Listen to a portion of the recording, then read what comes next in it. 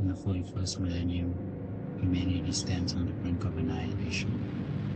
Galaxies spanning imperium of man is pressed on all sides by hostile beings and threatened from within by traitors and heretics.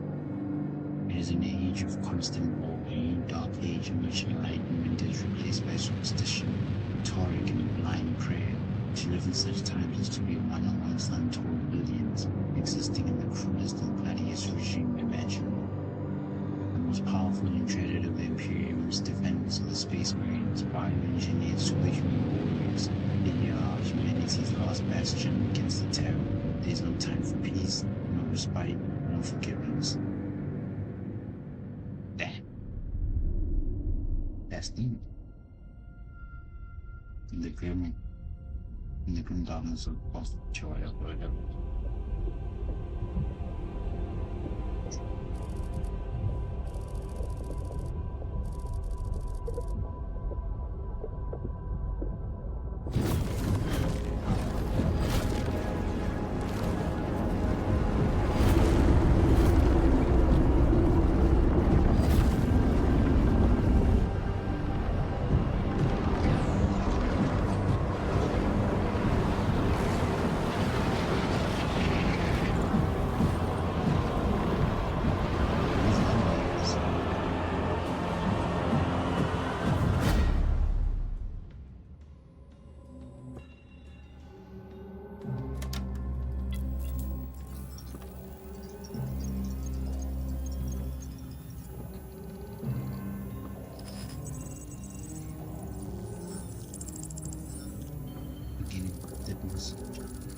The authority of alchemists, music, and conducting judicious system is under attack.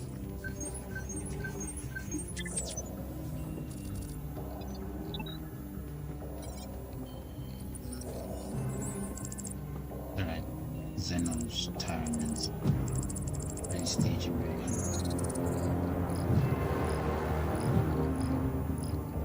Also, we gotta stop the planet from being invaded and ceasing of the war. Project will represent. This is the most strategic way. Absolutely. Getting assistance required from nearby forces. Submit encrypted message.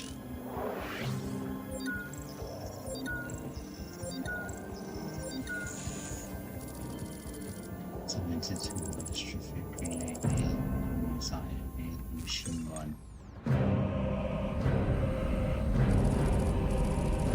Damn. Approaching Kadaku. Prepare for atmospheric entry.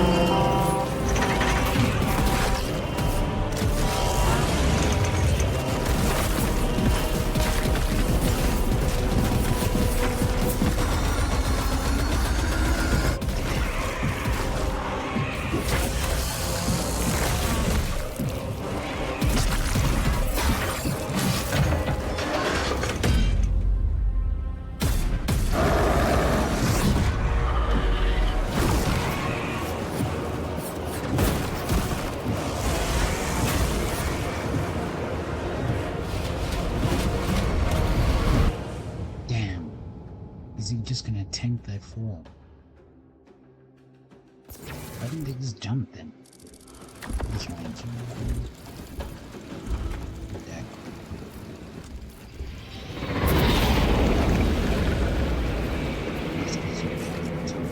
Kill team leader to squad.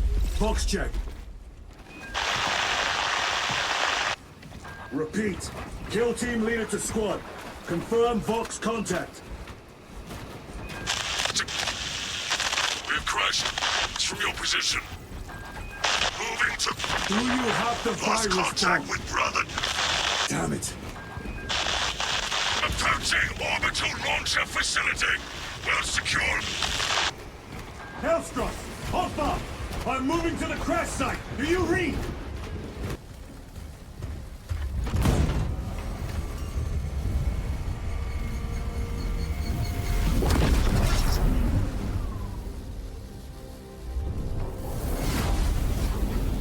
It is done.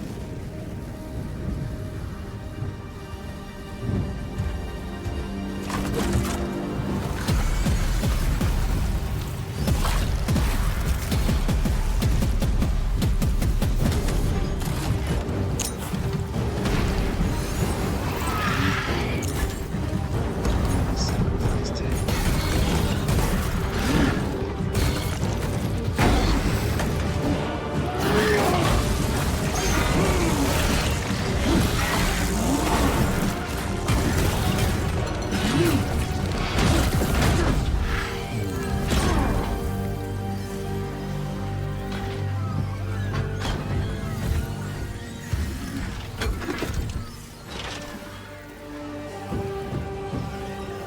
Okay.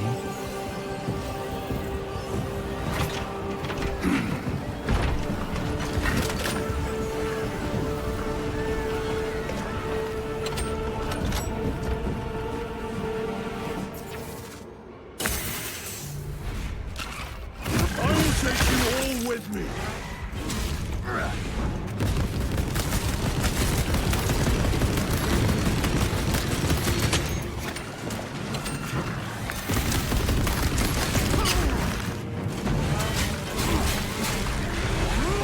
I will not rest until you lie dead at my feet.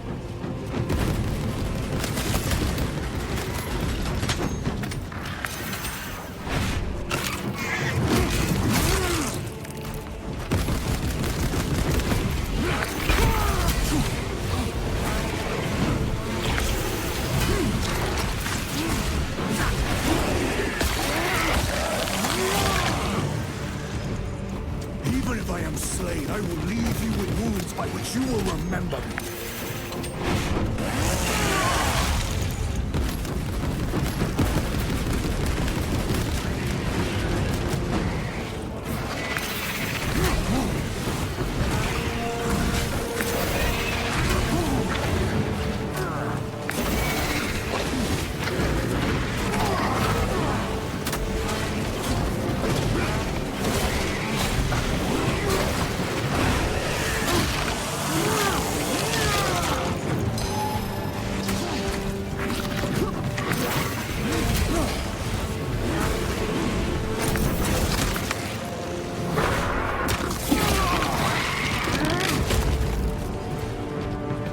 We will eradicate your kind from the galaxy.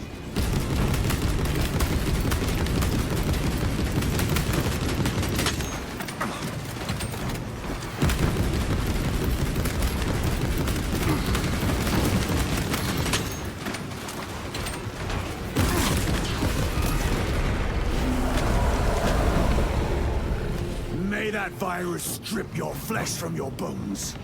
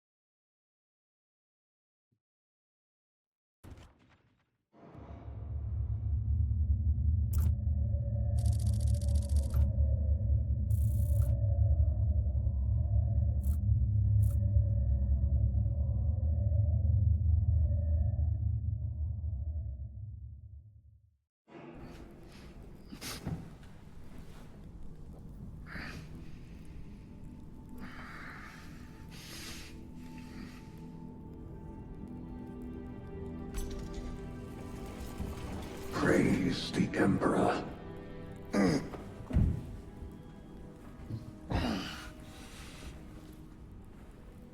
The wound was fatal. You survived only through the Rubicon surgery. We remade you. You are a Primaris now. Why? Lord Calgar issued the command himself. Is he here? Gone. Summoned by the Primarch. I must get back to the Watch Fortress. You have been reassigned. My place is with the Death Watch. The Inquisition can find no stain on you, Titus. Accused of heresy. You have served penance in the Death Watch for almost a century. And not once have you faltered. But you will never know redemption until you have faced the judgment of your brothers. Prove yourself to us and know true absolution.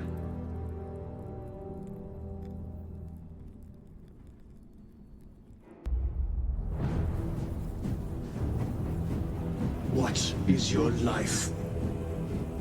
My honor is my life.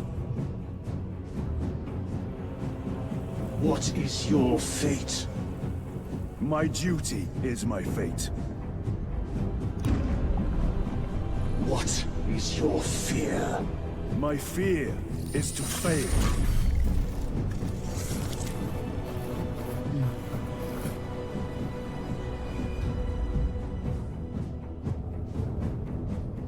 What is your reward? My salvation is my reward.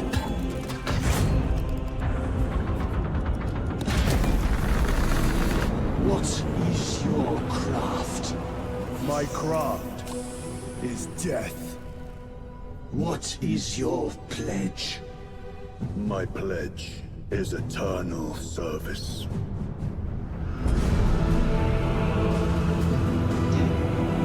That was a tough opening.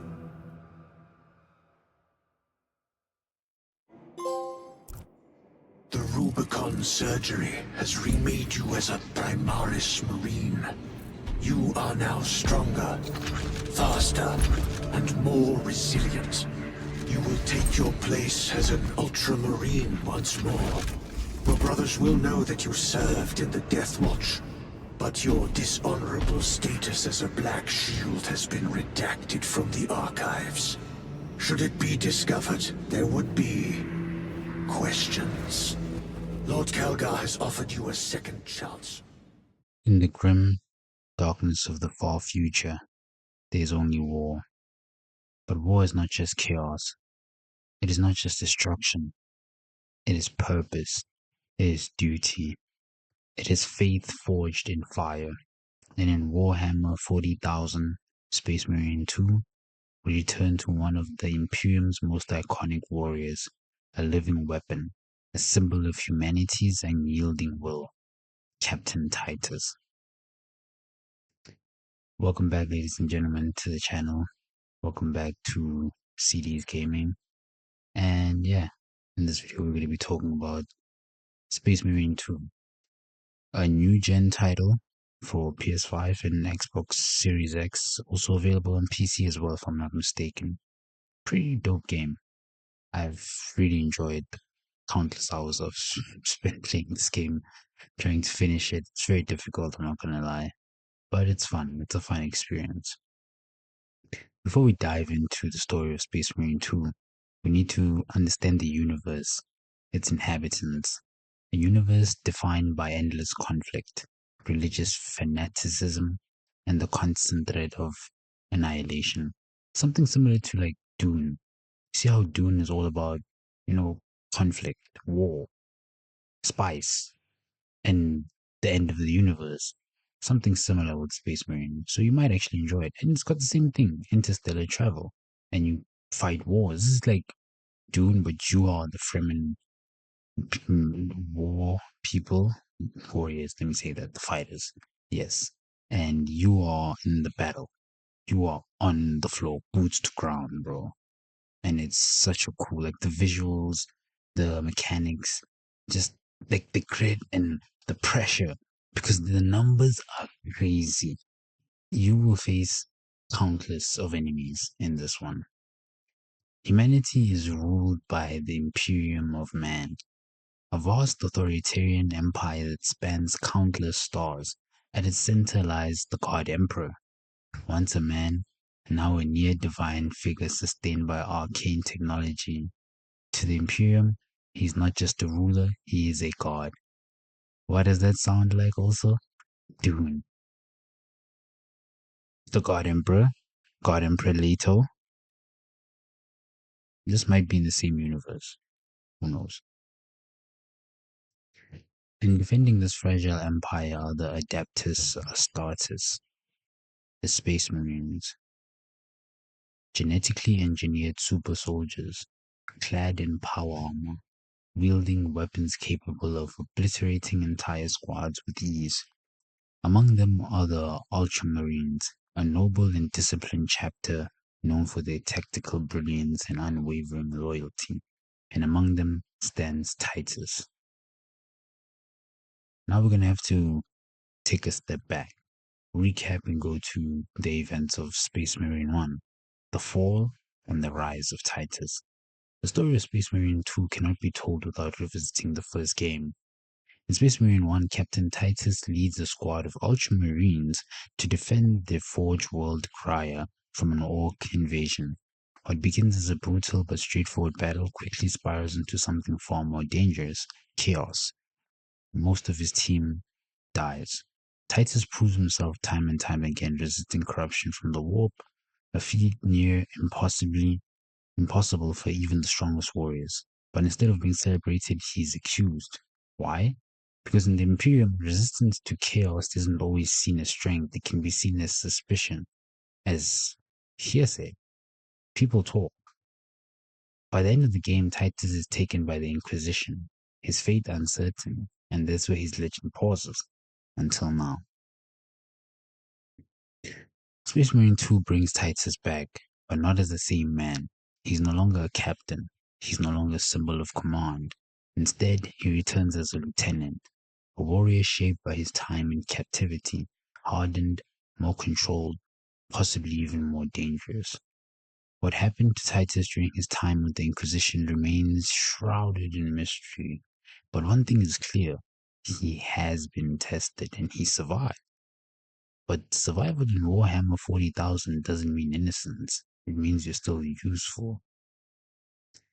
If the orcs represented brute force and chaos represented corruption, the Tyranids represent something far more terrifying, actually. They're not conquerors, they're not ideologies, they are hunger.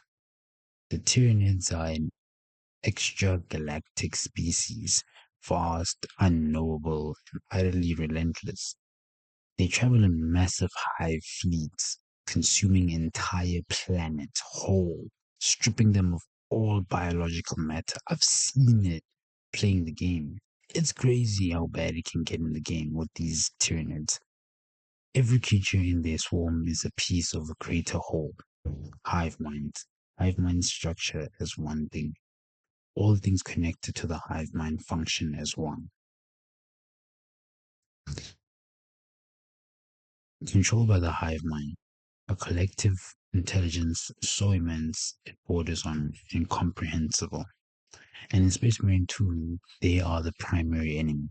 This is not war of strategy, this is war of survival. Like I said, you're fighting for your own survival in life. The story of Space Marine 2 thrusts players into a desperate conflict against the Tyranid invasion and threatening imperial worlds.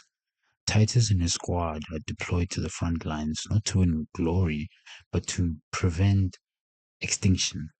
Unlike the more contained narrative of the first game, the story feels larger in scale, more apocalyptic. Entire planets are at risk, entire populations are on the brink, and the Tyranids are not just invading, they are overwhelming. Every battle feels like it could be the last. Captain Titus is the heart of the story. Titus is no longer just a soldier, he's a man caught between duty and suspicion. His past still haunts him, and his relationship with the Imperium is complicated. It's a they don't trust him, he doesn't trust them type of situation. Nobody trusts each other, even in his own team. They don't trust him fully. He embodies one of Warhammer 40,000's central themes: loyalty in a system that doesn't trust you. He fights not because he's loved, but because he feels the need. He feels like he has to, he must. The Ultramarines. Obviously Titus doesn't fight alone. His fellow Ultramarines represent the ideals of the chapter: discipline, honor, and unwavering adherence to the Codex as daughters. But there's tension from the jump, from the moment you meet them. Not everyone trusts Titus. Not everyone believes he should be here. And in a universe where doubt can be deadly, that tension adds weight to every interaction. While not a character in the traditional sense, the hive mind is ever present. It is the intelligence behind the swarm. It does not speak, it does not negotiate, it only consumes, and its presence looms over the story like an unstoppable force of nature. Space Marine 2 isn't just about combat, it's about what war does to those who fight in war. It's a battle of faith versus survival. The Imperium is built on faith: faith in the Emperor, faith in humanity's destiny. But against the Tyranids, faith means nothing. There's no reasoning with them, no converting them, no stopping them through belief, only destruction. Titus represents individuality, a thinking warrior capable of making decisions beyond strict doctrine. The way he moves, plans, acts, thinks is against the conform. Like it's against what's normal. He just does what he wants. But the Imperium values conformity. You see, they want him to do exactly what they want him to do, how they want him to do it. But he thinks outside the box. And that low-key makes him dangerous. This creates a constant tension, like I said. So now they're looking at it as, is he a liability or is he a hero? Is he worth the stress to the Empire? In most stories, war has a purpose. In Warhammer 40,000, war is the purpose. There's no peace waiting at the end of the conflict. Only more battles, more enemies, more death. One of the most impressive aspects of Space Marine 2 is how its gameplay reinforces the story. The combat is brutal, visceral, and relentless. You have to keep fighting. You cannot stop fighting for a second. You have to keep fighting. Even if you run out of ammo, you have to use your melee weapon to fight. Otherwise, you are going to die. You're not hiding behind cover. You're not, moving in this section, stealth. No, you are charging into the enemy head on. Chainsword roaring, bolter firing, blood and alien ichor spraying across the battlefield. This isn't just gameplay, it's storytelling. It's cinema. It shows you what it means to be a space marine. It shows an unstoppable force, a weapon of the Emperor. Like, this is such an amazing concept story, and I'm glad to hear the news of the movie that Henry Cavill is working on, the Space Marine movie. I'm excited for that. I cannot wait to see Titus, because I think he's going to be playing Titus. Cannot wait to see Titus brought to live action. I'm excited for that. But back to the game, what truly sets Space Marine 2 apart is its scale.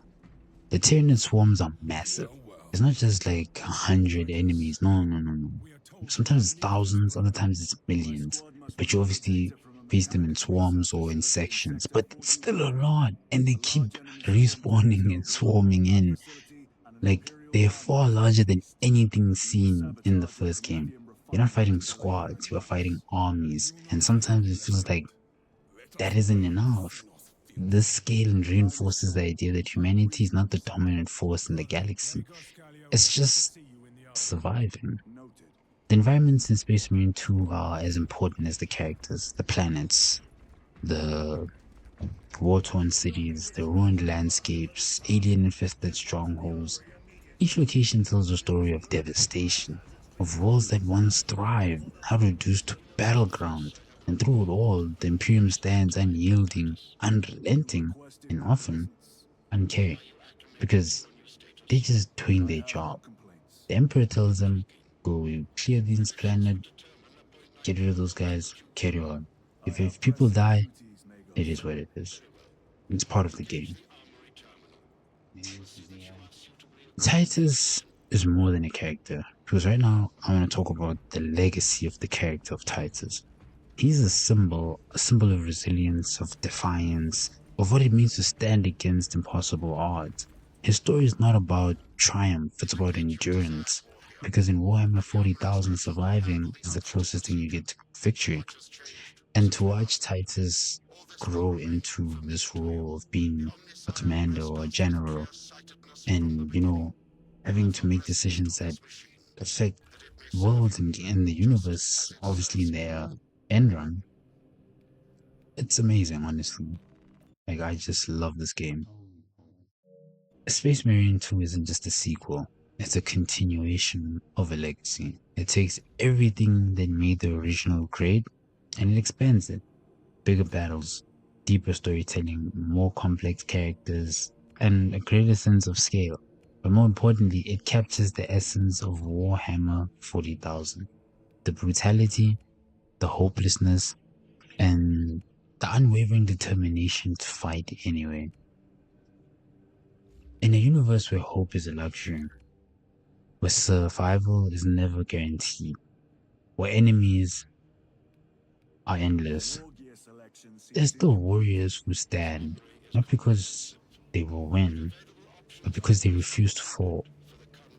Captain Titus is one of those warriors, and Space Marine 2 is his story, a story of war, loyalty, and unbreakable will of humanity.